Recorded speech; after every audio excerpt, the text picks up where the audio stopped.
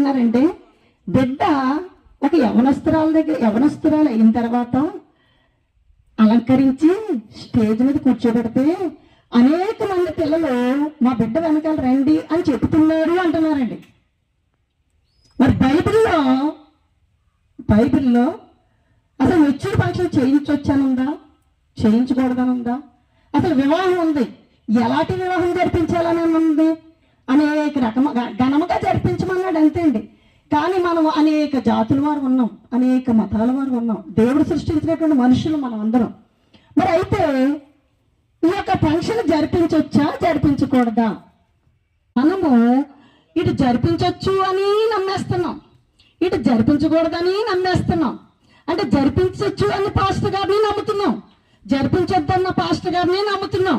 అంటే మనం ఎలాగుంటున్నాం అంటే, మన విధానం ఎలాగుంటుందంటే రెండు పడవల మీద అడిగేసినట్టు ఉంటుంది. ప్రియ సంగమా, దైవజనులైనా సరే, నేనైనా ఎవరైనా వాక్యపు లోకిని బట్టి చెప్పినటువంటి దైవజనులు బట్టి మనం వెళ్ళినట్లయితే ఇది చెయ్యొచ్చా చేయకూడదా అని మనం తెలుసుకోవచ్చు. అంటే బైబిల్లో మరి దేవుడు చెప్తున్నది ఏంటి? నిన్ను చక్కగా ఒక నీటి రక్తపు మడుగులో ఉన్నటువంటి నీకు స్థనములు ఏర్పాటు చేసిన వాడిని నేను. ఏంటి, బిడ్డలు పుట్టినప్పుడు మగబిడ్డ పుట్టినా ఆడబిడ్డ పుట్టినప్పుడు సమానంగా ఉంటారండి. లింగం ఒకటి తేడాగా కనబడుతుంది మనకి. మరి యుక్త వయసు వచ్చిన తర్వాత ఆడబిడ్డలకి ఏంటండి ఒక స్థలం అనేది ఏర్పడుతుందండి. ప్రియ సంగమా, మనం సిగ్గుపడవలసిన అవసరం లేదు. అయితే ఈ యొక్క మెచ్యూర్ ఫంక్షన్ అనేది ఖచ్చితంగా జరిపించవచ్చు అని నేను అంటున్నాను. మీరు నన్ను తప్పు పడితే పట్టండి, లేకపోతే లేదు.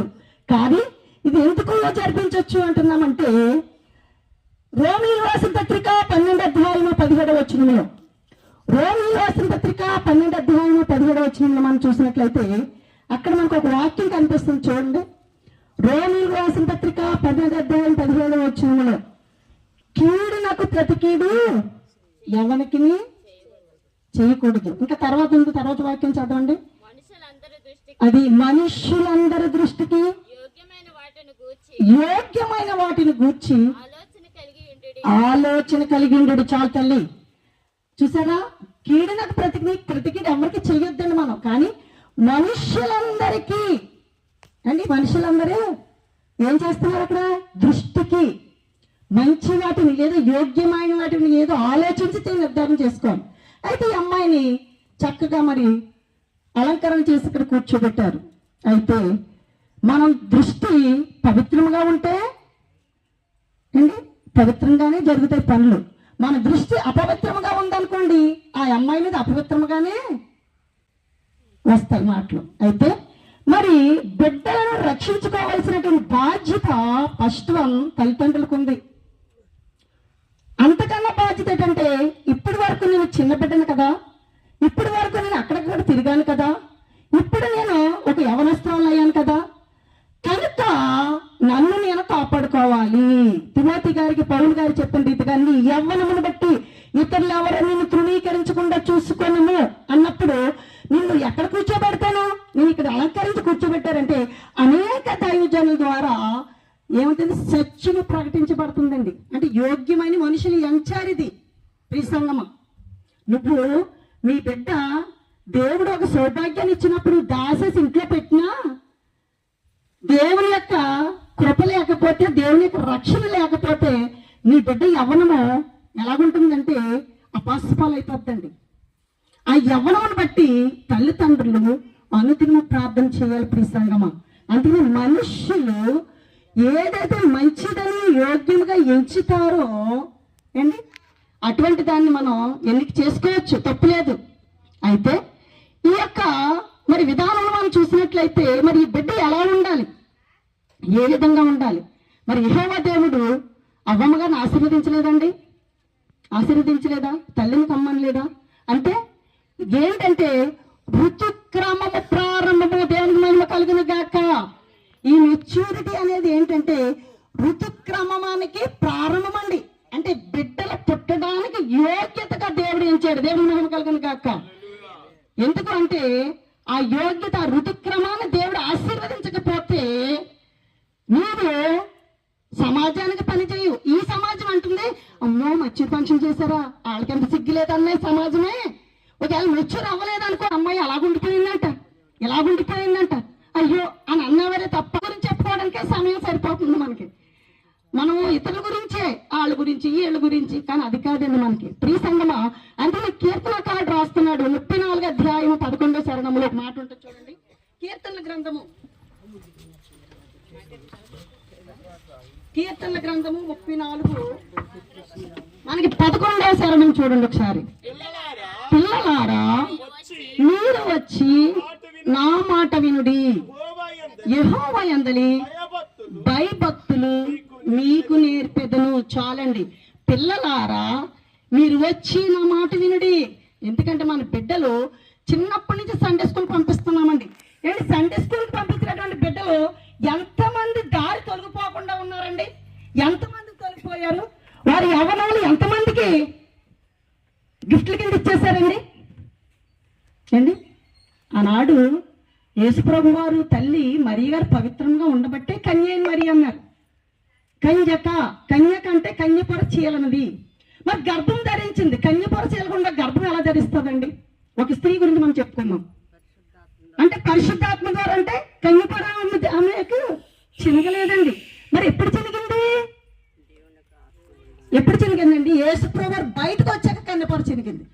మన స్త్రీలు అనేటువంటి వారికి ఎలాగంటే, మనం అంతా పురుష సంతానం, మనం గర్భం ధరించామంటే కన్యపొర చినుగుతుంది. ఈ రోజు కన్యకలందరూ మనం చూసినట్లయితే ఎక్కడ పవిత్రముగా ఉంటున్నారో, ఎక్కడ పరిశుద్ధముగా ఉంటున్నారో మనకు తెలియలేదు. ప్రియ సంగమా, నువ్వు మెచ్యూర్ ఫంక్షన్ చేసి అనేక మంది దైవజనులు తీసుకొచ్చి నువ్వు ప్రార్థన చేయించావనుకోండి, ఏదో ఒక వాక్యము నీ బిడ్డ హృదయంలో నాటుతుంది, నీ బిడ్డ ఆశీర్వదించబడుతుంది. కనుక ఇక్కడ మన రోమీ రాసిన పత్రిక 12:17లో కీడుకు ప్రతికీడు చేయకుండా మనం చేయవలసిన పని ఏంటో తెలుసా? మనుష్యులకు మంచిగా ఉన్నటువంటిది, యోగ్యముగా ఉన్నటువంటిది ఏంటి. మనమైతే చక్కగా పాపను అలంకరించి ఎంతో సంతోషంతో ఆ తల్లిదండ్రులు, అందుకనే మత్తయి సువార్త 7:7 ఇంకా కింద చదువుతుంటే, అడుగుడి మీకు ఇవ్వబడను, వెదకడి మీకు దొరకను, తట్టుడి మీకు తీయబడను, అడుగు ప్రతి వానికి ఇవ్వబడుతుంది. తర్వాత ఒక మాట ఉంటుంది చూడండి, అదండి, మీలో ఏ మనుషుడికైనాను అది తన కుమారుడు తాను రొట్టెను అడిగిన ఎడలా దానికి రాతినిచ్చురా, చేపను అడిగిన ఎడలా పామునిచ్చినా, అది మీరు చెడ్డవారయ్యుండి మీ పిల్లలకు మంచి ఈవులను ఎరిగి ఉండగా పరలోకమందున్న మీ తండ్రి తన అడుగు వారికి తన అంతకంటే ఎంతో నిత్యముగా మంచి ఈవులనిచ్చిన దేవుని మహిమ కలుగును గాక. హల్లెలూయా. మన చెడ్డవారమేనండి, మన తిరుగుబోతులు ఉన్నారు, ఇష్టం వచ్చినట్టు మన యొక్క ప్రవర్తన సరిలేని వాళ్ళు ఉన్నాము. కానీ దేవుని దగ్గరకు వచ్చాక అన్ని విడిచిపెట్టి మనం ఏం చేస్తామంటే ప్రార్థన చేస్తాం. అయితే ఒక త్రాగుబోతు అయ్యుండి తన కొడుకు వెళ్ళి, నాన్న నాకు రొట్టె పెట్టవా అంటే, రాయి తీసుకొచ్చి తిను అంటాడండి. వాడు త్రాగిపోతే అంటే ఎందుకు రొట్టె రాయికి డిఫరెన్స్ లేదండి. అంటే గలిలయ సముద్ర తీర ప్రాంతంలో ఉన్నటువంటి రాళ్ళు రొట్టెల రూపంలో ఉంటాయటండి. మనం కంటితో చూస్తే ఆ యొక్క రాళ్ళు ఎలా కనబడతాయంటే, ఇప్పుడు మనం చూస్తున్న రొట్టెలు పోలి ఉంటాయటండి. గలిలయ సముద్ర తీరంలో యేసుప్రభు చెప్పినటువంటి ఉపమానం అన్నమాట. ఏంటి అంటే, ఆ యొక్క రాయిని తీసుకొచ్చి, ఒరే అస్తమానం నన్ను రొట్టె అని అడుగుతున్నా, చెప్పి రొట్టె తిను అని ఇస్తాడండి. ఏతంటైనా ఎంత త్రాగుబోతువాడైనా ఇవ్వడండి, ఎంత పనికి మాలినటువంటి స్త్రీ అయినా ఇవ్వదు బిడ్డకి. ఎందుకు అంటే మన కడుపు చించుకుని బయటకు వచ్చినటువంటి బిడ్డలు కనుక. మరి మనం ఏమన్నారు, తల్లిదండ్రులు చెడ్డవాడైనా పిల్లలకు మంచి ఇస్తామండి మనం. అంతే. త్రాగుబోతు తండ్రి నా బిడ్డ త్రాగుబోతు అవ్వాలనుకోడు. వ్యభిచారమైనటువంటి స్త్రీ నా బిడ్డ మరి ఒక ఉన్నత స్థానానికి వచ్చింది కానీ అని కథ అని ఆ స్త్రీని వేరే పురుషుడికి పంపించదండి ఏ స్త్రీ కూడా.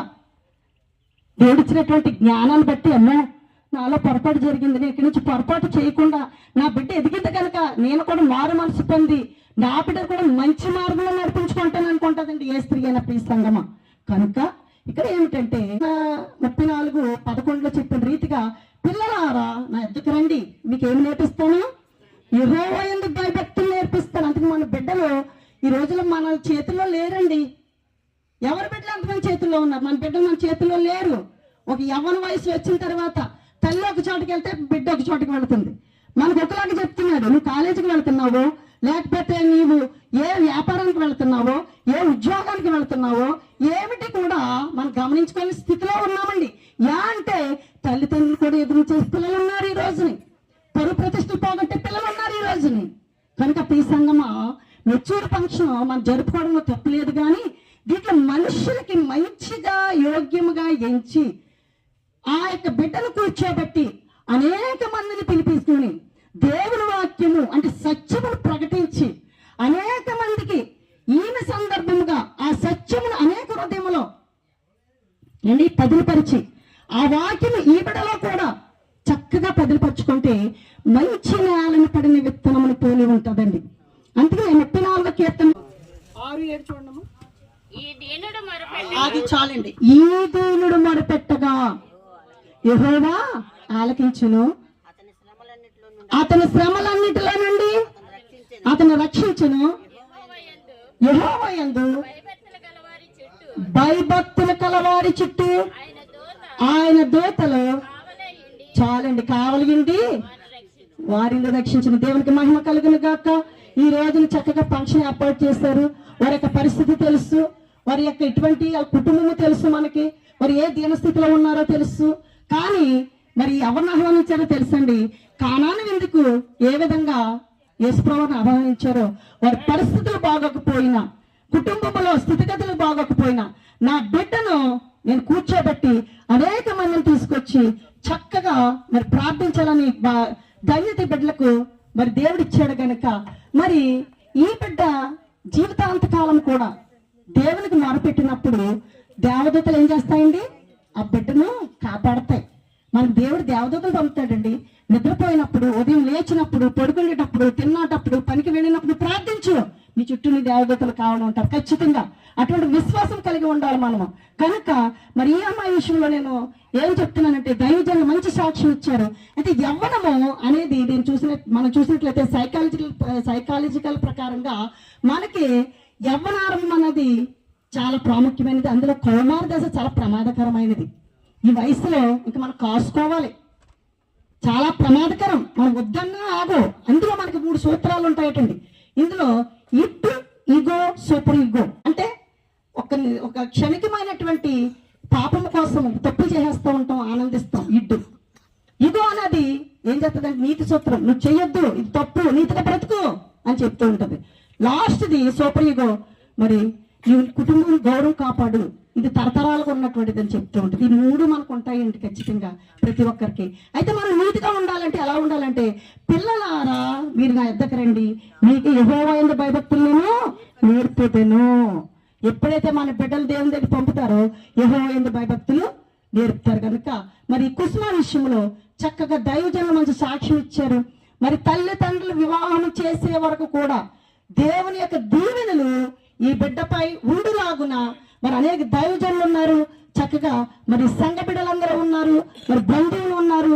నిత్యము అనుదిన ప్రార్థనలో ఈ బిడ్డ యొక్క కుటుంబం గురించి, తల్లి గురించి, తండ్రి గురించి, వాళ్ళ నాన్నమ్మ గారి గురించి, లేకపోతే వారి యొక్క అమ్మమ్మ గారి గురించి, వారి బంధుమిత్రుల గురించి అనుదిన ప్రార్థనలో మనం ఉంటూ తన యవ్వనాన్ని తను కాపాడుకోవాలి. తినను బట్టి తన తల్లిదండ్రులు కూడా తిన కాపాడాలండి. తల్లిదండ్రులు విడిచిపెట్టేసి విడిచిపెట్టుకుంటే యవ్వనానికి సెక్యూరిటీ ఎవరు ఉంటారండి? దేవదూతలు ఉంటారా? నువ్వు దేవుణ్ణి అడగకపోతే దేవుడు ఏమి నీకు రక్షించడు సుమా.